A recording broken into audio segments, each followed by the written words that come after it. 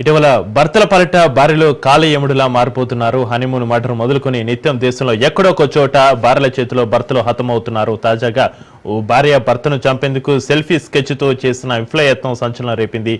కర్ణాటక తెలంగాణ సరిహద్దులోని కృష్ణానది వద్ద ఈ ఘటన చోటు చేసుకుంది. ఇటీవలే పెళ్లైన ఒక నవ దంపతులిద్దరూ బైక్ పై వెళ్తున్న క్రమంలో కర్ణాటక రాయచూరు జిల్లా కార్డులూరు సమీపంలో కృష్ణానది దగ్గర ఆగారు. కృష్ణానది పర్వాలు చూద్దామని ఒక సెల్ఫీ దిగుదామన్న భార్య కోరిక మేరకు బైక్ ను వంతెనపై ఆపాడు.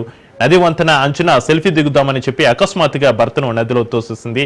నదిలో భర్త జారిపడినట్లు కుటుంబ సభ్యులకు ఫోన్ చేసి తెలిపింది. అయితే అదృష్టవశాత్తు నదిలో పడిన భర్తకు ఈత వచ్చి ఉండడంతో ఈదుకుంటూ నది మధ్యలో గుట్టపైకి చేరుకున్నాడు. వంతెన మీద ఉన్న అతని భార్య దారిన పోయే వాళ్ళను రక్షించమని సాయం కోరుతూ కనిపించింది. ఇది గమనించిన మత్స్యకారులు కొందరు తాడు సాయంతో ఆ వ్యక్తిని వంతెనపైకి తీసుకొచ్చారు.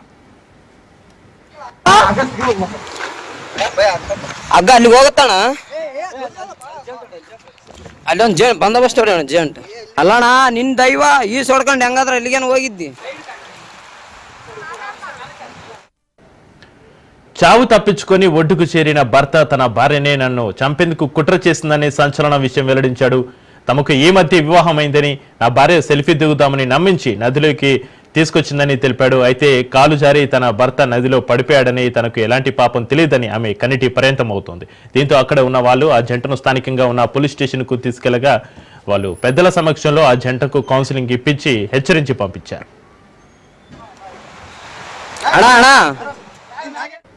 ఈ ఘటన సంబంధించి మరింత సమాచారాన్ని మా ప్రతినిధి సాగర్ ఫోన్ లైన్ అందిస్తారు. సాగర్, రైట్ చక్రి, ఏదైతే కృష్ణానది బ్రిడ్జ్ పై సెల్ఫీ తీసుకుందాం అని చెప్పి భర్తనైతే నదిలోకి తోసేసిన ఘటన పూర్తిగా తెలంగాణ సరిహద్దు ప్రాంతమైన కడ్లూరు గ్రామంలో పూర్తిగా ఒక సంచలనంగా మారిందని చెప్పుకోవచ్చు. ఇది దాదాపుగా ఇటు సోషల్ మీడియాలో చక్కర్లు కొట్టడం కూడా చాలా వరకు దీనిపై ఎక్కువగా దృష్టి సారించినట్టు కూడా తెలుస్తుంది. ఈ దంపతులు ఎవరైతే దంపతులు ఉన్నారో కర్ణాటక చెందిన వారిగా కూడా తెలుస్తుంది. ప్రయాణం చేస్తే ఏదైతే తెలంగాణ సరిహద్దు ప్రాంతం నుంచి పూర్తిగా కర్ణాటక వెళ్ళడానికి సరిహద్దు ప్రాంతంలో నుంచి వెళ్తున్నారు. వెళ్లే క్రమంలోనే అక్కడ కృష్ణానదికి సంబంధించి ఒక బ్రిడ్జ్ ఉంటుంది. ఆ బ్రిడ్జి దగ్గరికి వెళ్ళిందారే ఎవరైతే భార్య ఉంటుందో ఆమె భర్తను ఒకసారి బండి ఆపండి, మనం ఏదైతే కాలువకు సంబంధించి ఇదంతా కూడా చూద్దాము, ఇక్కడ సెల్ఫీ తీసుకున్నాం అంటూ కూడా చెప్పడంతో ఒకసారిగా అక్కడ ఆపి సెల్ఫీ తీసుకోవడానికి అయితే ఇద్దరు కూడా దిగారు. ముందుగా సెల్ఫీ తీసుకున్న తర్వాత భర్త ఒక్కసారిగా ఆ వాటర్ ను ఆ ఫ్లో ను అదంతా చూస్తున్న క్రమంలో ఒకసారిగా భార్య అతన్ని తోసేసిందంటూ కూడా భర్త ఆరోపణ చేస్తున్న పరిస్థితి అయితే కనిపిస్తుంది.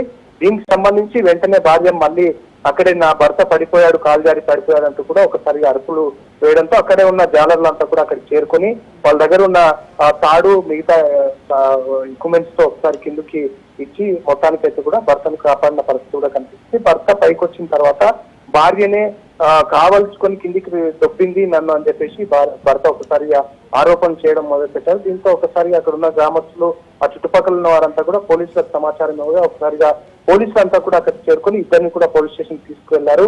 దీనికి సంబంధించి పూర్తిగా ప్రాథమికంగా ఏం జరిగిందంటూ ఇటు భార్య సంభాషణ తర్వాత భర్తకు సంబంధించిన విచారణ ఇద్దరిని కూడా చేసిన తర్వాత ఇద్దరికి కౌన్సిలింగ్ ఇచ్చి కూడా వాళ్ళ సొంత గ్రామాలకు పంపించారు. అప్పటికే భర్త మాత్రం నన్ను కావాలని చంపడానికి చూసిందనే కోణంలో కూడా ఆయన ఆరోపణలు చేస్తున్నారు. ఇప్పటికే ఎవరైతే భార్యకు సంబంధించిన కుటుంబీకులు తర్వాత భర్తకు సంబంధించిన కుటుంబీకులు ఇద్దరికి కూడా ఫోన్లు చేసి కూడా చెప్పడం జరిగింది.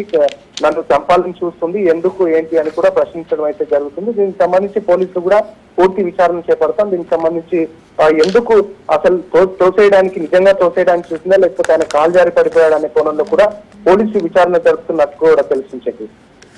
Right, thank you Sagar.